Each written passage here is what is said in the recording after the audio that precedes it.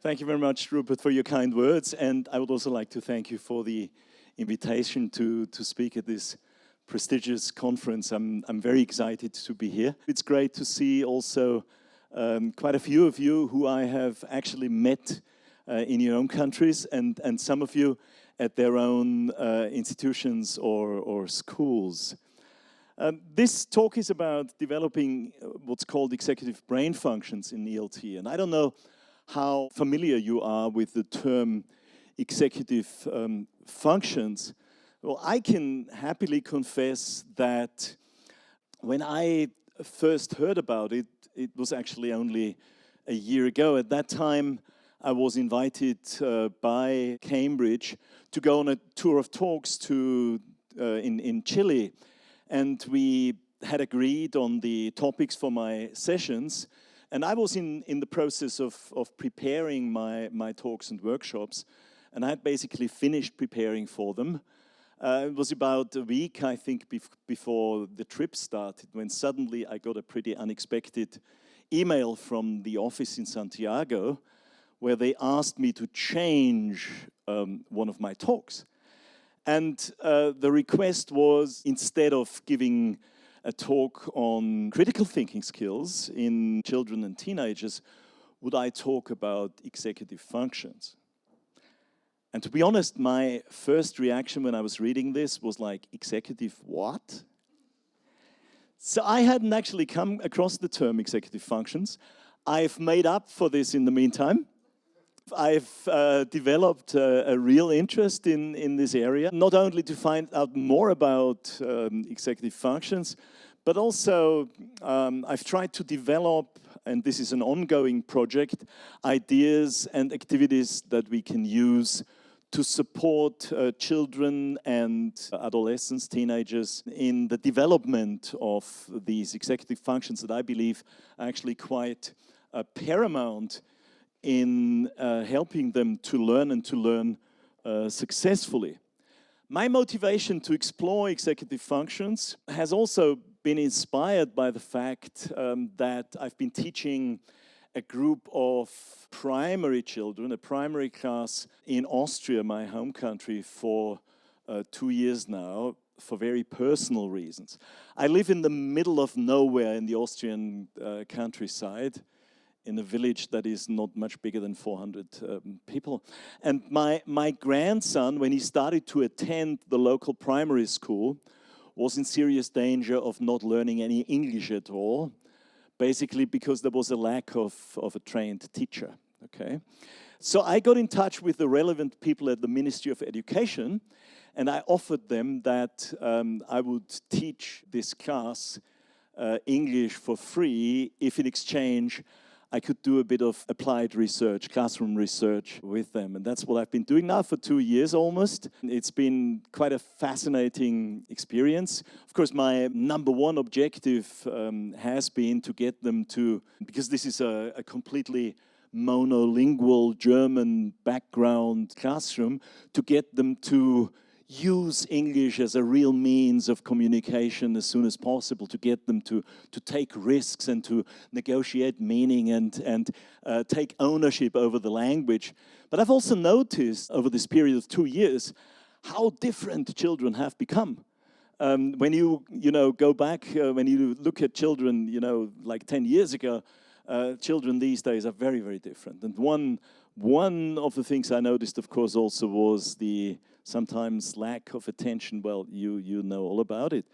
And I've noticed that when you talk to colleagues who haven't come across executive functions before, when you mention executive functions, they often associate the term, they give it a business meaning, and actually they don't associate it with something, with an educational term. So that's why I actually prefer using a term that's been used recently in literature, and the term is cognitive control functions, because it actually, I think, describes a bit better what executive functions / cognitive control functions are all about. So let's have a look at what I'm hoping to cover in this session.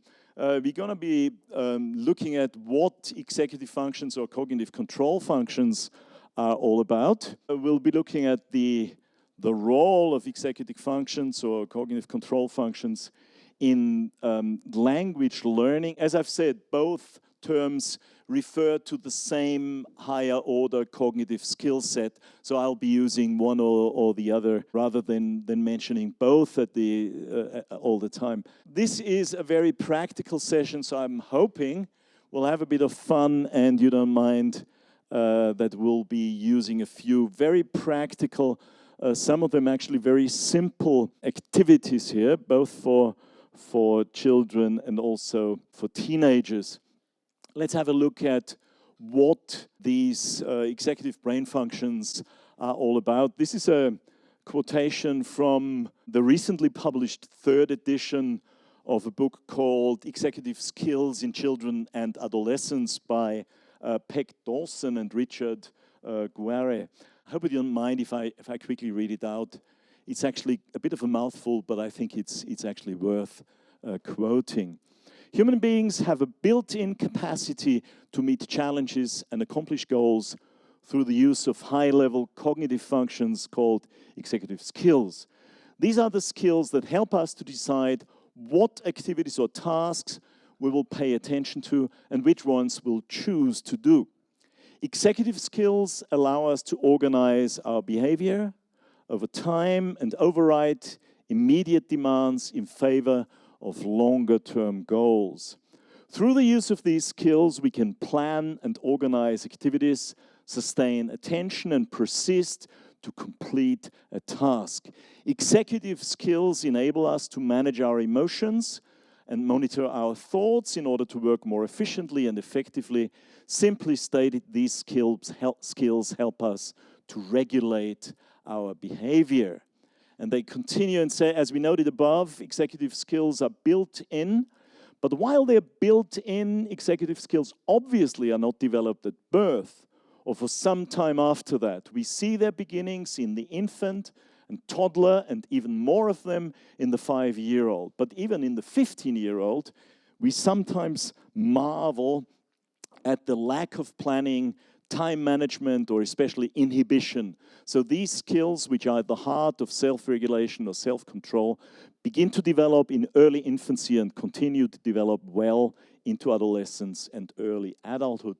And they conclude by saying, if we can understand how these skills improve through childhood, we can begin to understand how much control children exercise over themselves at different ages. This information in turn can help us as adults to know how much support and structure to provide as children develop. So to break these down into concrete skills sets, what's kind of like regarded as core in terms of executive or cognitive control functions are 3 different skill sets. The first one, what is called working memory, which is about the ability to hold information in mind and use it. We're not talking about long-term memory here, which of course is extremely important when you think of learning a language, how important it is to retain lexical sets, etc., etc., etc. Here we're talking short-term memory. The second one, inhibitory control, which has been defined as the ability to master thoughts and impulses so as to resist temptations, distractions, and habits, and to pause and think before acting. So when you think of a group of young learners, or even if you go into preschool classes, some of these skills clearly are not there and need to be developed. And thirdly, cognitive flexibility, which we need to master in our everyday work, of course, which is about the capacity to switch gears and adjust to changing demands. So when children suddenly are confronted with a new task that's different to what they have been used to for some time, some of them actually they sort of lose their focus. The capacity to switch gears, adjust to changing demands, priorities, or perspectives. In recent work, two more areas or aspects have been added to this, especially also in connection with cognitive flexibility. I haven't underlined those on purpose because most of the literature you will find mention the three areas, but I think these two are worth exploring also because they are really important in terms of helping children and adolescents learn efficiently. The first one is time management, which is self-explanatory in many ways. If you think of a teenage classroom, how important it is to help them cope with procrastination, for example, that would be one example. And metacognition, which we can actually, according to Dawson and Guare, demonstrate, which students demonstrate when they are able to select and use the most effective strategies to accomplish a goal or a task. It's about their recognizing when a task is not understood, asking for help when needed. It's about completing assignments that require making inferences, drawing conclusions, grasping the main idea or reading between the lines. So, of course, here we are, with higher order thinking skills and reading comprehension and what have you. If you think of tests, all these skills and these skill sets are extremely important. And last but not least, going over their own work when they've, for example, written something and learning to proofread, learning to correct what they have actually produced. Let's have a look at a range of activities I'd like to suggest now. Let's start with working memory. Some of these are very, very simple activities. The first one is actually something you could do in a preschool classroom even, You show them two images, you ask them to say the words and remember them in the same order. Then you cover up the items or you blank the screen. So this is really working memory, not long-term memory. Then you ask them to say the words in the same order, well, with the images covered up, and you ask them to check, and you carry on like this for some time. Then you gradually increase the number of items. But this is what it would look like. For example, you ask your class to share these, say them to each other. They check. Then you go on to the next one. They try to remember it. You cover them up. They say them to each other. They check, etc., etc., etc., etc. Looks very easy, I know. Let's try it out with a series of lexical items. It's something we can do, of course, with single or multi-word items. I've chosen some phrasal verbs here. What I'd like you to do, just to wake you up, is now have a look at these phrasal verbs and just try and remember them in the same order. Okay, here we go. Repeat them to your partner.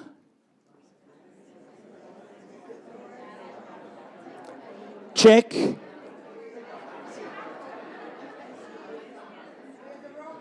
Okay, ready for 4? Here we go.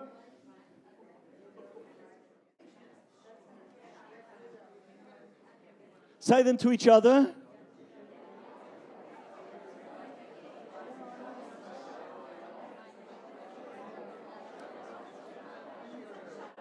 Check.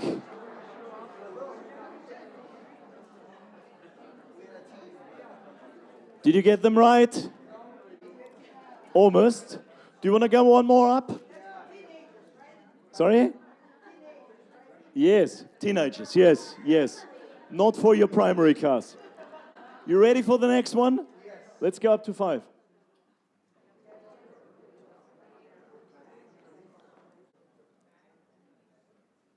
Share them.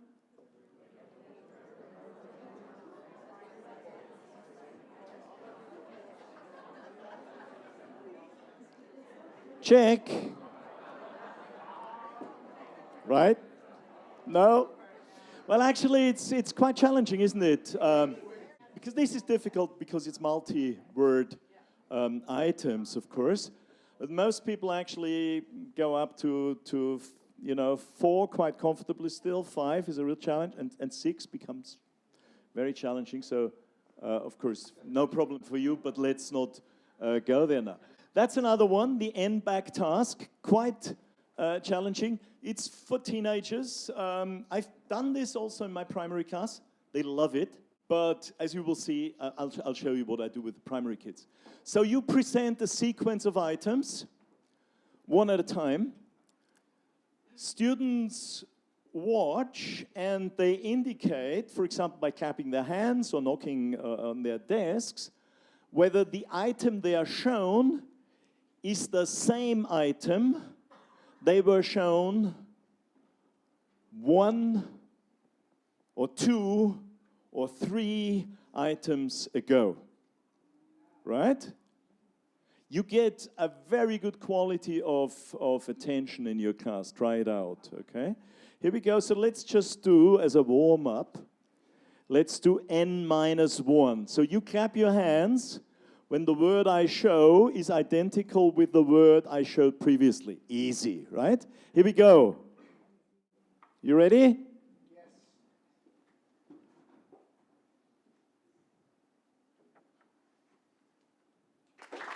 Brilliant. No, not brilliant.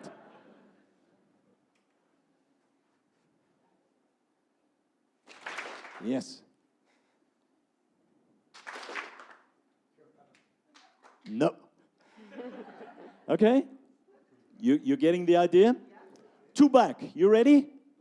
Okay, here we go.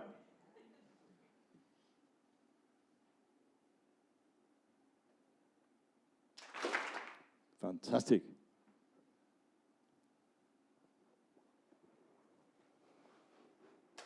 Yes. Yes, fantastic. Should we try 3 back? Okay. You ready? So this 3 back doesn't work with my primary kids. 2 back is still okay. It's perfectly okay. Yeah? You ready? Simple words.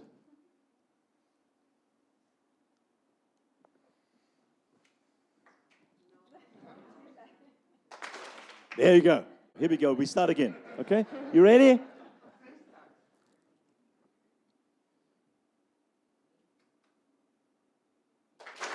Indeed. Yes.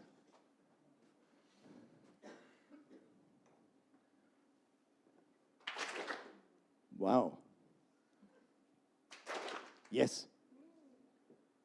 Okay, lovely. And of course, you can, if you want, go further. This is from Steinberg's book, The Science of Adolescence, The New Science of Adolescence. He says practicing the N-back tasks has been shown to improve working memory. The training needs to be scaffolded. So what you should actually not do is what I've done here. Start with 2, then immediately do 3, then immediately do 4, and even 5 afterwards. So he says, by this I mean that the activities should be demanding, but not so demanding that they overwhelm the adolescent's current capabilities. Practicing it might involve repeating multiple item sequences of the same length until this number of items is mastered. Let's have a look at cognitive flexibility. This is the current favorite in my group of 7, 8-year-olds. You all know the game Simon Says, right? So what I do is I play Simon Says with them. But then remember, cognitive flexibility is about adapting to a situation where the rules change, okay? So after some time, after doing, some Simon Says sequences, I say, well, now the game is not Simon Says, now it's Jennifer Says. And then I said, Simon Says, stand up. And of course, some of them immediately want to try to stand up, but they are not allowed to because it's now Jennifer says. And I continue like that.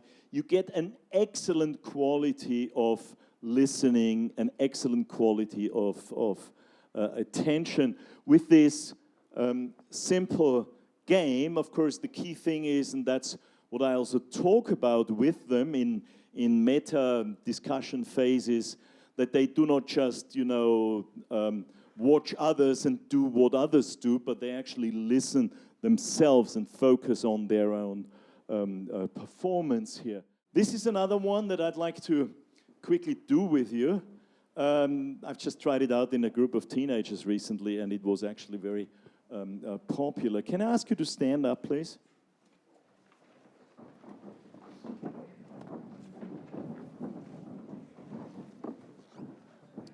We only have 2 minutes left. Oh my God. Okay, good. Now, when I say walk, you walk on the spot. When I say stop, you freeze, okay? Stop. Walk. Stop. Stop. Okay, excellent. Now let's reverse them, okay? When I say stop, you walk. When I say walk, you stop. Stop. Stop. Walk.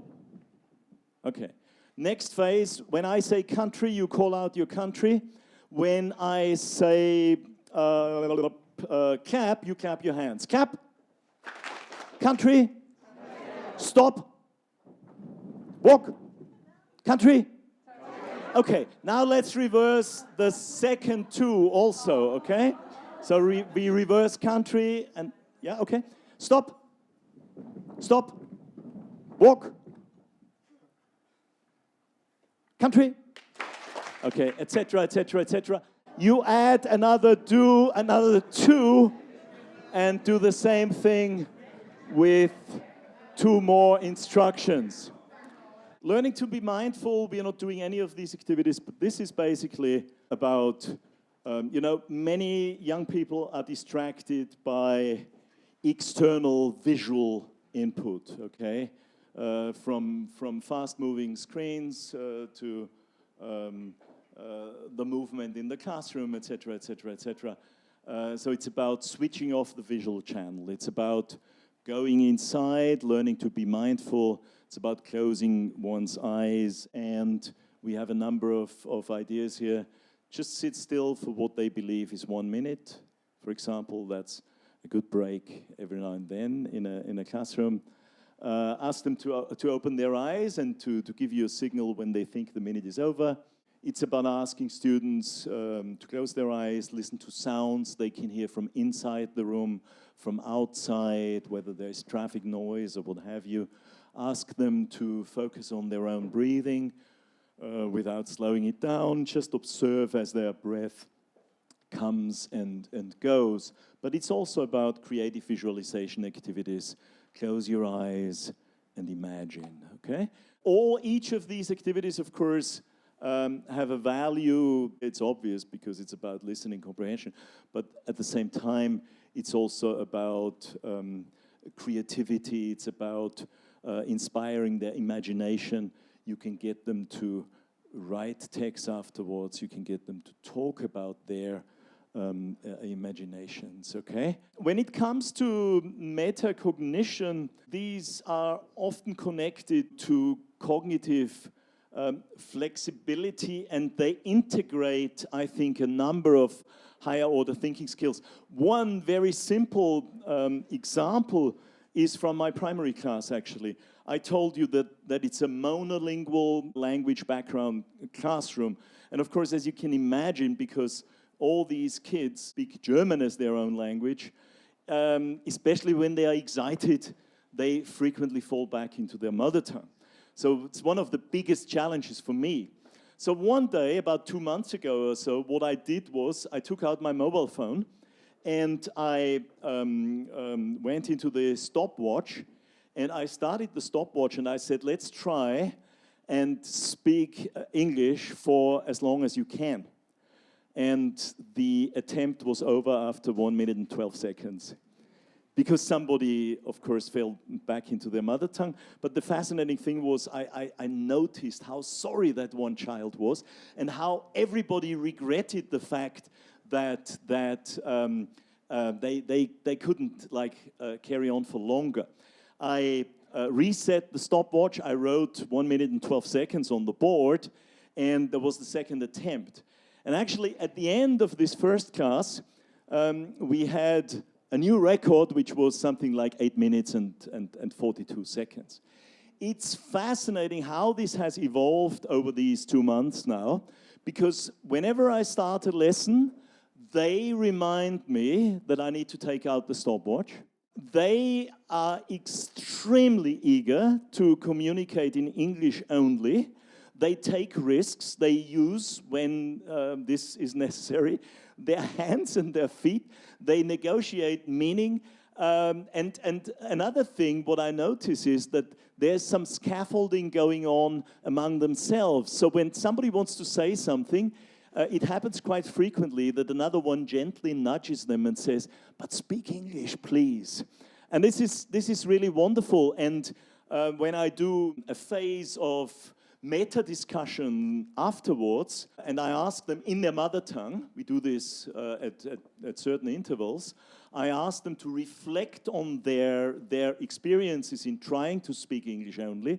What's often happened is that they've referred back to certain moments in this process, and they refer back to something they wanted to say but couldn't say, and I then write it down on a big piece of poster paper. So rather than me spoon-feeding them the language that I hope they will use, they ask for language that they actually need.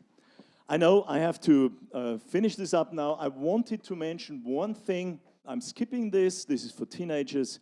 But I wanted to mention study strategies, because this, I think, has a lot to do, of course, with metacognition. And I would like to recommend one paper by Danlowski and others, Improving Students' Learning with Effective Learning Techniques, Promising Directions from Cognitive and Educational Psychology. This is a meta paper. They are looking at, I think if I remember correctly, 700 or 800 research papers into what are the most effective study strategies.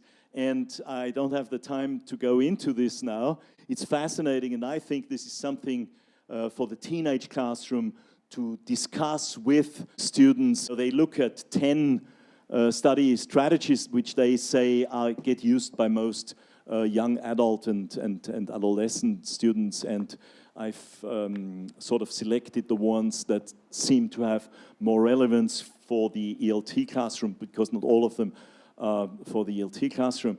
And actually, it would be good if we could just see where you would put your money, which of these is the most, or are the two most efficient ones. What would you say? Well, we don't have the time really, but these have all low or moderate utility, and the two that have clearly been shown as having the highest utility are practice testing and distributed practice. You can find this paper on the internet. It's a fascinating paper. I would really want to recommend this. Here we go. We've been looking at executive brain functions, the role of cognitive control functions in language learning, and we've even tried out a few activities for young learners and for teenagers. I don't know if we have the time.